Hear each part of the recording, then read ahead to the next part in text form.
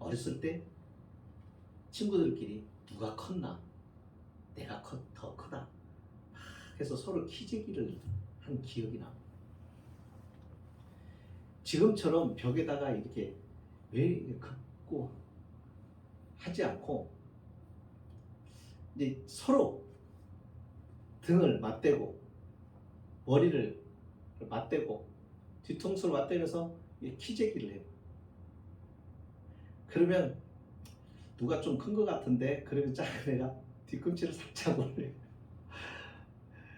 그러면 그 뒤꿈치를 올리는 느낌이 오니까 또 반대쪽에서 자기도 뒤꿈치를 또 올려요. 예, 그 장면이 그때는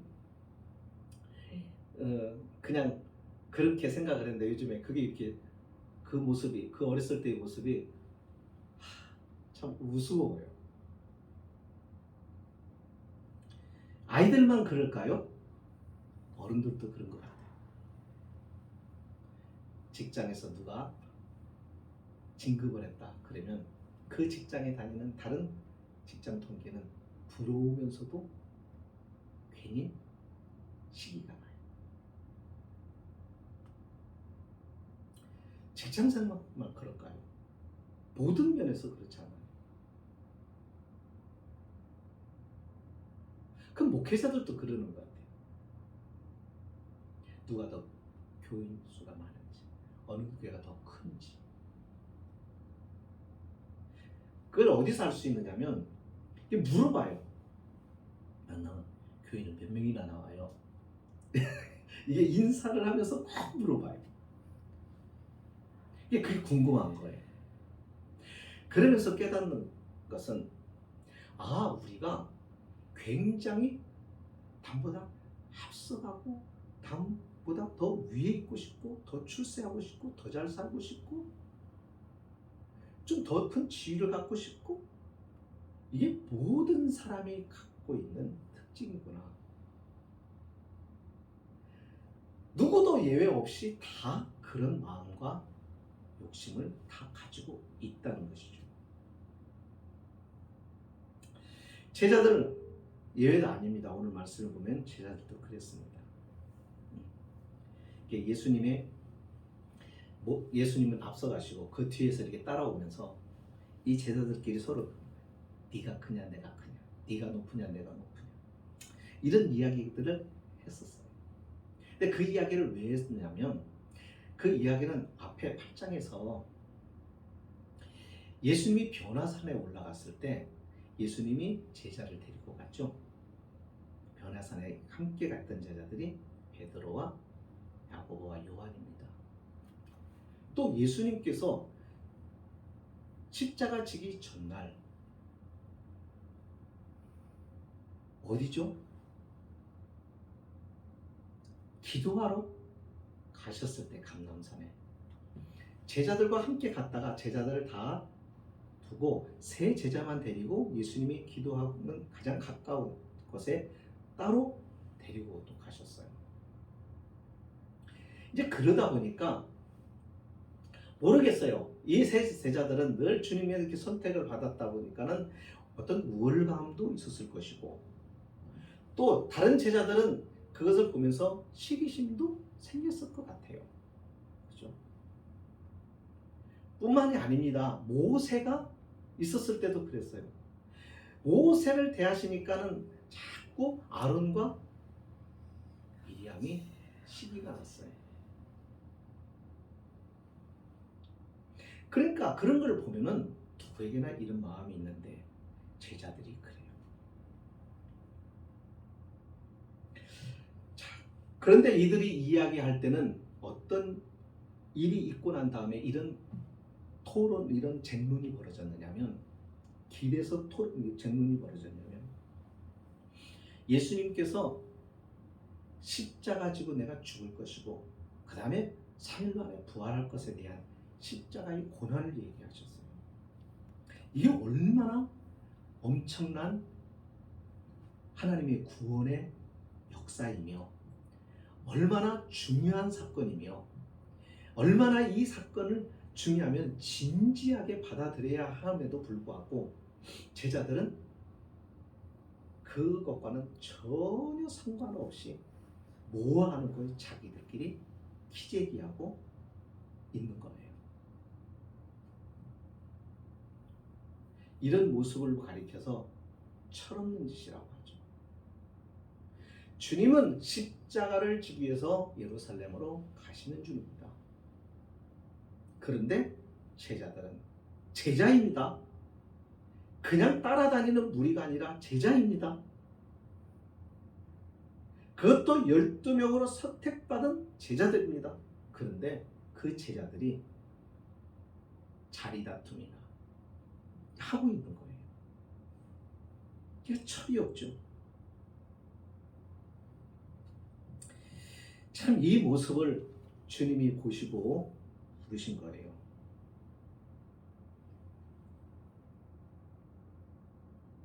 예수님께서 33절에 묻죠. 너희가 길에서 서로 토론한 것이 뭐냐? 모르고 물으시는 질문이 아닙니다. 알고 물으시는 질문입니다. 제자들이 대답을 못해요. 왜요?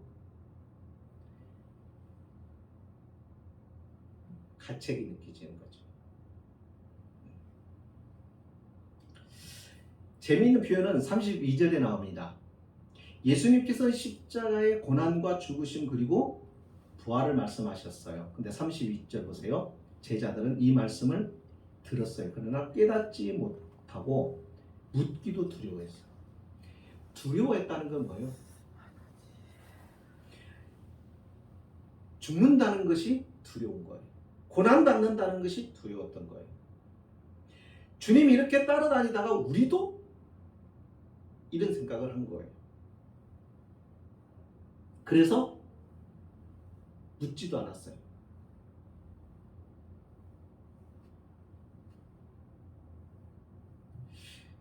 이게 제자들의 모습입니다. 그리고 이 모습을 보면서 나는 지금 어떤 모습인가?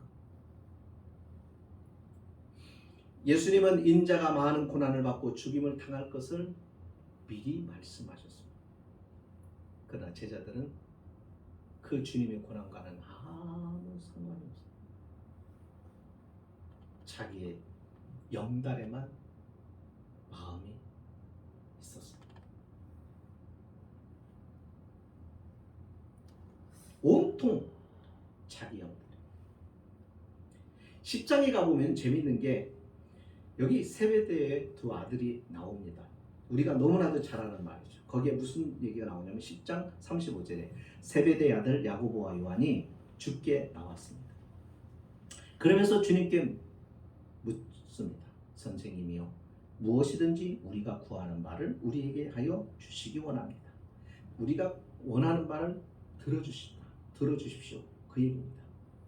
그러면서 주님께 부탁하는 게 뭐예요? 주의 영광 중에 우리를 하나는 주의 우편에 하나는 좌편에 앉게 해달라는 거예요. 세베대의 두 아들은 야고보와 요한입니다. 어떤 성경에는 그의 어머니가 와서 부탁했다는 말도 나와요.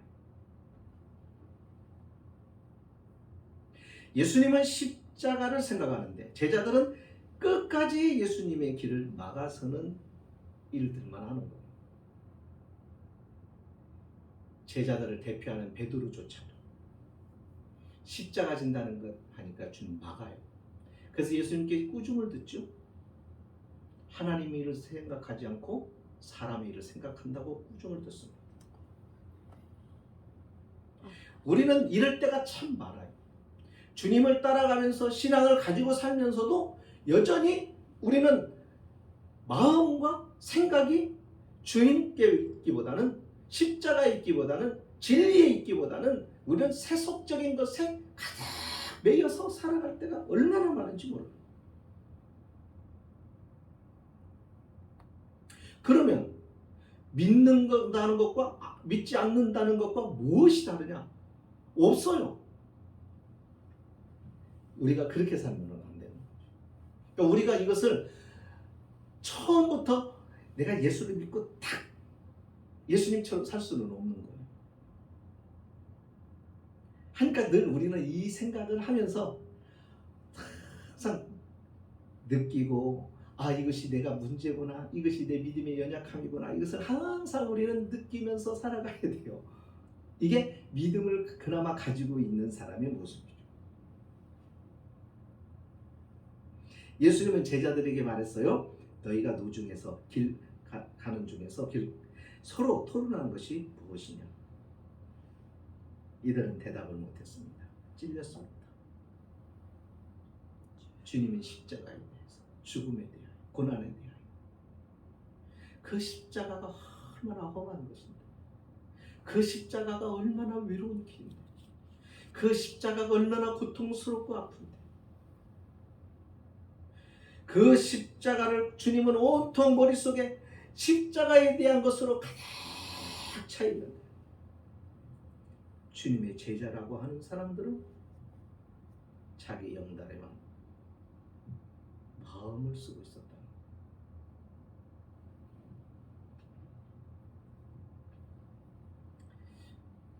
오늘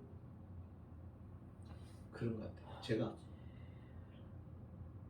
그때 미국에 있을 때 이제 거기서 기도를 했잖아요. 사역을 놓고도 기도를 하고 하는데, 기도를 하면은 어떤 사람도 그래. 기도를 탁 이루어지고 금방 이루어지고.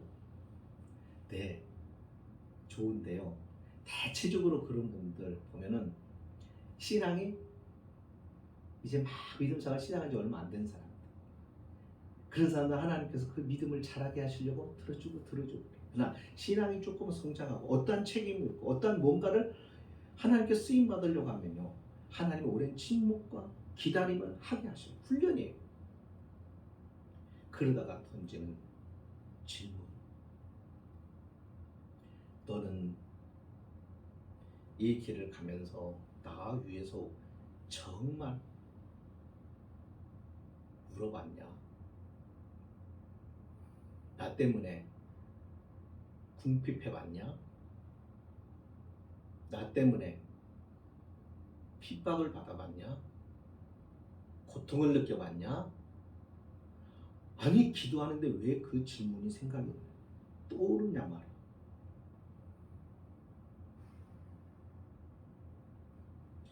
일방적으로 하는 기도를 멈추게 하시고, 내가 원하고 요구하는 것을 중단하게 하시고, 갑작스러운 질문이 기도 가운데 오는 겁니다.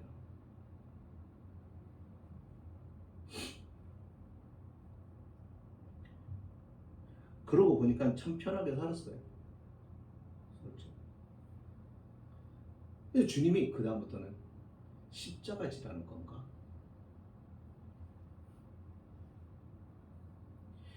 가만히 보니까는 나도 그렇지만 오늘날 많은 성도들이 십자가를 외면합니다. 힘들어요. 네, 십자가 힘들어요. 그것이 그런 마음에, 그러니까 나쁘다는 말이 아니라 우리의 본성이 힘들고 어려운 것은 안 하고 싶은 게 사실이에요. 그것이 우리의 체질이에요. 그것이 우리의 본성이에요. 그것이 우리 안에 배어 있는 거예요.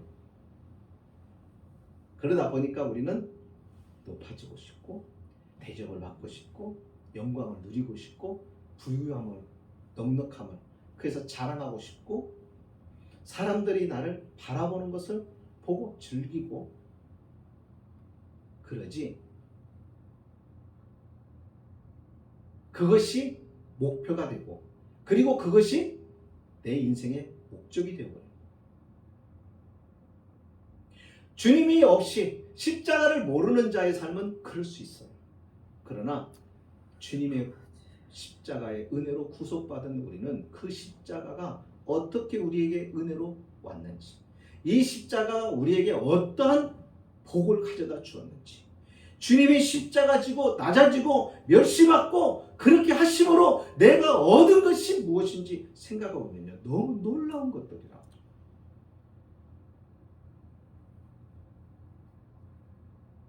이것이 주님은 생명의 길이다. 그러니까 나도 십자가를 지지만 나를 따르려고 하면 너희도 십자가 져야 된다.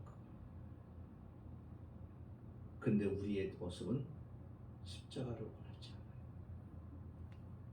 그러니까 십자가는 그냥 십자가 모형, 이것을 사랑하는 것으로, 이것을 좋아하고, 이것을 목에 걸고, 이것을 내가 그리스도인이라고 하는 상징으로 사람들 앞에 보여주고 이렇게 자랑하는 줄 아는데 그게 아니란 말이죠.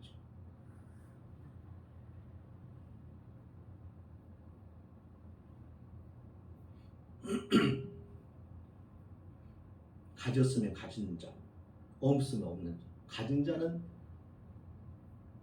마음이 높아져 있고, 그렇지 못한 자는 부러워하면서 그것을 나도 소유하고 싶고. 그러나 주님은 아니란 말이에요. 이게 제자들이 가지고 있는 것과 뭐가 달라요? 같은 거예요. 세상의 것이 내게 채워지면 하나님이 주신 것을 담을 수 있는 공간이 없어져 버리는 거예요. 그래서 신앙생활은 세상의 것으로 채워가면 신앙생활을 할 수가 없어요. 내 가슴에, 내 영혼에 주님이 주신 것으로 채워가야만이 어떠한 형편과 환경에서도 우리는 기쁨을 누리며 살아갈 수가 있고, 만족할 수가 있고, 감사할 수 있고, 찬송할 수가 있는 거죠.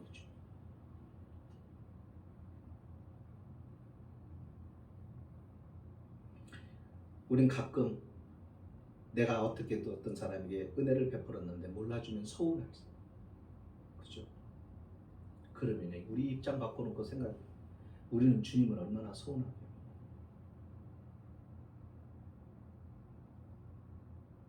주님이 우리라고 한다면 얼마나 섭섭하십니까? 생명 주었는데 우리가 하고 있는 우리의 모습을 보면은 생명을 위해서 주었는데, 모든 것을 주었는데 얼마나 섭. 근데 주님 섭섭하다고 해요? 안 하시죠. 우리는 뭔가 조금 은혜를 체험하면은 방송하고 떠들. 왜요? 자랑하고 싶은 거. 자랑을 왜 해요?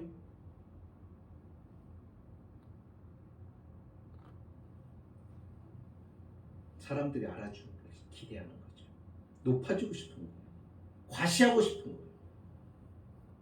그래서 우리는 간증할 때요. 간증이 뭐냐면 나의 형편을 주님께서 어떻게 인도하셨다가 여기에 주님의 초점이 맞춰진 게 아니라 은근한 나의 자랑이 드러나. 이게 간증이 갖는 약점이에요. 간증을 많이 하면 안 좋아요. 간증을 하러 돌아다니는 것 자체가 별로 좋은 게 아니에요. 그게.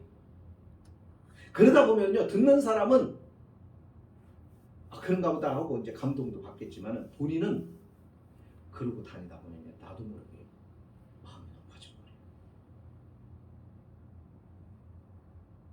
신앙생활은 그럴 때 이것을 캐치하고 내가 지금 높아지고 있다, 내가 지금 선을 넘고 있다 하는 것을 찾아서 거기서 끊어버려야 돼. 그렇지 않으면 내가 무너져요. 베드로는 주님의 십자가와 부활의 의미를 깨닫기 전까지는요, 자신의 변화산에서 자기가 다른 제자들과 달리 누렸던 그 영광스러운 것들을 경험했던 것들을 자랑으로 여겼어요. 그러나 그가 주의 은혜 안에 영적인 체험의 소중함의 뜻을 깨닫고는 그는 겸비한 자가 됩니다. 그리고는 다시는 자신을 위하여 그것을 자랑으로 삼지 않습니다. 그 이야기를 언제 꺼내느냐면 예수님의 고난과 승천과 재림의 영광을 증언할 때만 그 사건을 인용할 뿐입니다. 그래서 베드로후서 1장 16절로 18절에 그는 그렇게 말해요. 우리 주 예수 그리스도의 능력과 강림하심을 너희에게 알게 한 것이 교묘히 만든 이야기를 따른 것이 아니요 우리는 그의 크신 위엄을 친히 본 자라. 지극히 큰 영광 중에서 이러한 소리가 그에게 나기를 이는 내 사랑하는 아들이요 내 기뻐하는 자라 하실 때에 그가 하나님 아버지께 존귀와 영광을 받으셨느니라. 이 소리는 우리가 그와 함께 거룩한 산에 있을 때 하늘로부터 난 것을 들은 것이라. 주님을 증언할 때, 주님을 소개할 때, 주님을 전파할 때, 그 사건에서 그때 우리가 증인으로 들은 증인들이다라는 것으로만 사용하지. 내가 그때 그 환경을 겪었거든, 그 은혜를 체험했거든. 그래서 자신의 그 체험을 떠벌리고 자신의 자랑하고 우월감을 갖거나 하지는 않았습니다. 그게 뭐예요? 하나님의 구원의 은혜와 그 사랑의 깊이를 깨닫고 난 다음부터. 그러니까 여러분, 은혜 받은 자는 절대로 자랑하고 드러내고 그리고 자신을 나타내지 않습니다. 누가 서로 크냐 하는 문제에 대해 예수님은 뭐라고 답변하시냐면, 아무든지 첫째가 되고자 하면 무사람의 끝이 되며라고. 첫째가 되려고 하면 그러면 너는 끝이 된다. 섬기는 자가 되어야 하는 것이다.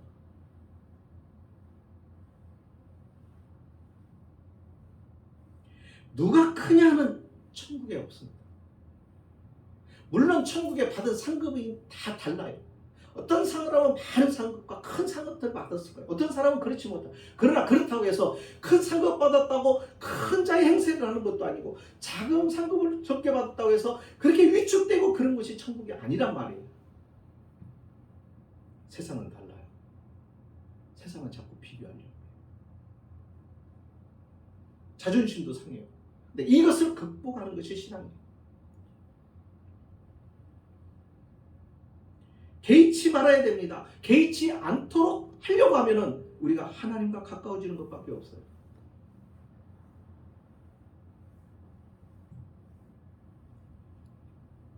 그래서 예수님께서 누굴 세우냐면 아이들을 세우신 거예요.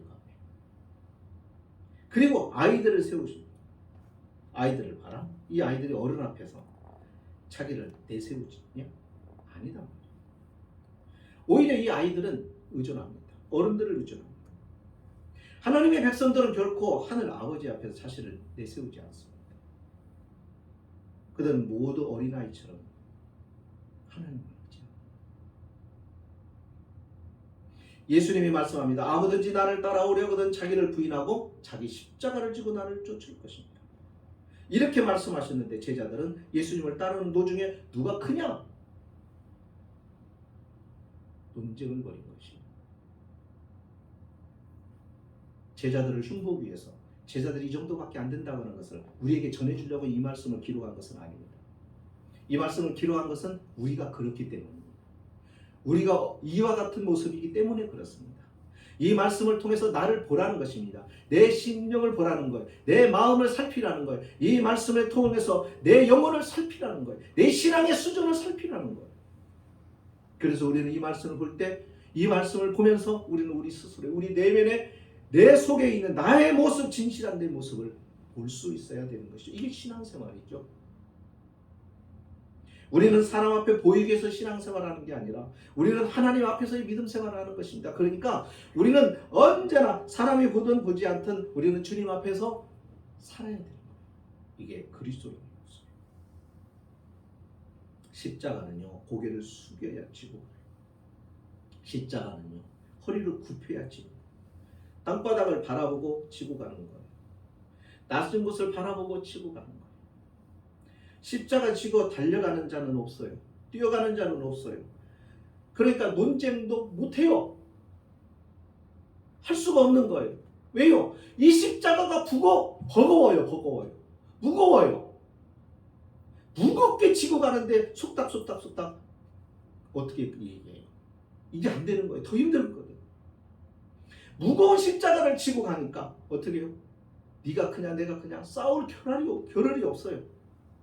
이걸 지고 가는 거예요. 그냥 힘드니까 묵묵히 지고 가는 거예요. 너무너무 힘드니까.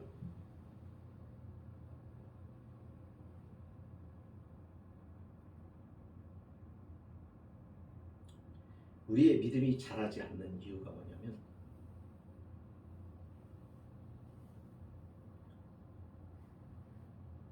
우리는 십자가에 대한 두려움 때문에 고난 이런 것을 두려워, 가난 두려워.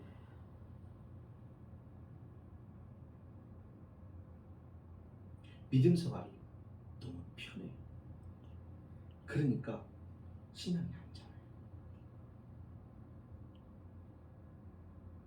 신앙이 자라고 연단과 훈련이 되는 방법 딱 두 가지가 있는데, 그게 뭐냐면 고난을 통해서 우리의 믿음이 다져지고 또 정금같이 우리가 다듬어지고 훈련이 되어서 믿음이 그렇게 온전하게 나옵니다. 또 하나는요, 믿음의 모험입니다. 말씀대로 사는 거예요. 죽을 것 같은데 말씀대로 가요. 요단강이 흐르는데 그 흐르는 요단강에 그냥 들어가는 거예요. 가라니까. 들어가라고 하니까 들어가는 거예요. 대부분의 그리스도인들이 이 두 가지를 못해요.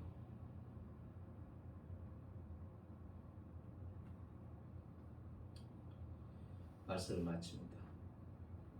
아까도 말씀하셨지만 예수님은 이런 제자들을 꾸짖으셨나요? 아닙니다. 왜 안 꾸짖으셨을까? 왜 책망하지 않으셨을까? 이게 인간이 가지고 있는 본래 모습이니까요.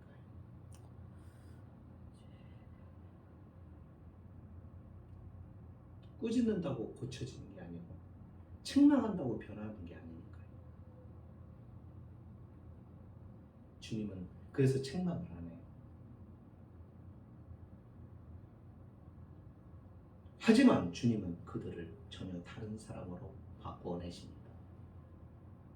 나중에 제자들이 바뀌어요. 그러니까 우리도 그런 거예요. 이 말씀을 듣고 내가 이렇다고 한다면 나 이렇게 못 사는데 주님의 십자가지로 나 이거 못하겠다. 못하죠. 할 수가 있나요? 못하죠. 그런데 중요한 것은요, 주님이 하신다고 하잖아요. 주님이 하시겠다고 하잖아요. 그러니까 중요한 것은 뭐예요? 주님께 맡기는 거, 주님께 다가가는 거, 주님을 의지하는 거고, 주님 편에 서는 거고. 그렇게 하다 보면 주님이 우리를 어느 순간에 우리를 당신의 힘으로 확 덮어버립니다. 우리가 기도하면 즉각 하늘에서 불이 떨어지는 게 아니에요. 그런 경우는 어쩌다가 하나님께서 특별한 역사를 이루시고자 하는 시점에서 그런 일들을 하시지만, 대부분의 일상적으로 우리의 기도는 오랜 인내가 필요하고 기다림이 필요해요. 그러다가 그때 우리가 그러면서 인내하면서 주님을 신뢰하는 법을 배워요. 주님을 의지하는 법을 배워요. 거기서 믿음이 자라기 시작하는 거예요. 그러다가 주님의 때가 되면 그때 주님이 당신의 영으로 확 그 사람에게 부어주셔요. 부어주시면 그때 드러나기 시작하는 것이죠. 그러니까 그때까지는 우리가 어떻게 해야 돼요? 그냥 이 모습을 보면서 우리 자신의 어떤 존재인가를 보면서 하나님 앞에 무릎 꿇고 기도하고, 그러면서 하나님 앞에 믿음으로 의지하는 거예요. 기다리는 거예요. 그러다 보면 내 안에 변화가 있잖아요. 성품의 변화가 있잖아요.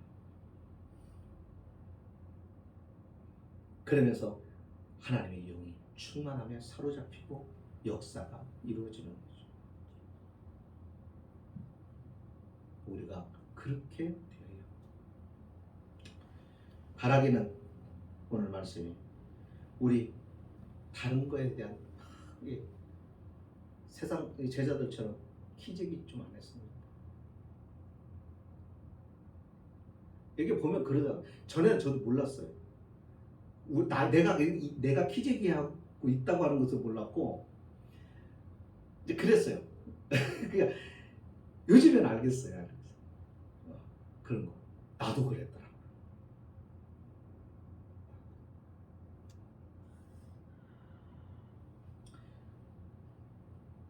기도합시다. 하나님,